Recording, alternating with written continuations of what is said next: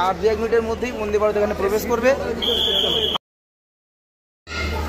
আমরা বন্দে ভারত ধরার জন্য বানিহাল স্টেশনে অপেক্ষা করছি।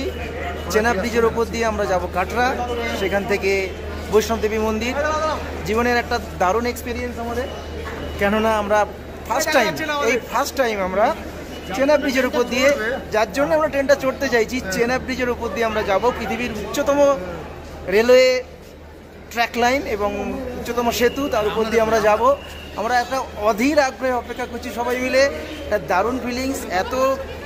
আমাদের এতদিনের যে একটা জার্নি, সেই জার্নিটা কিন্তু এখন আর মনে হচ্ছে না। আর 2-1 মিনিটের মধ্যেই বন্দে ভারত এখানে প্রবেশ করবে। আমরা খুব অধীর আগ্রহে অপেক্ষা করছি।